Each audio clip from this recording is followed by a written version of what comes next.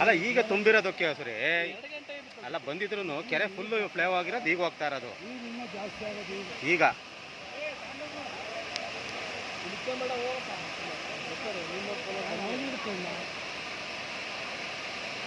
ಅವ್ರೇನ್ ಮಾಡ್ತಾರೆ ಕೆರೆಗೆ ಆಚಿಂದ ಹೋದವ ಅದೇ ಮೆಸ್ಸು ಪಸ್ಸು ಹೊಡ್ಕೊಂಬೋಗ ಏನ್ ಮೆಸ್ ಹೊಡ್ಯಕ್ಕೂ ಆಗಲ್ಲಪ್ಪ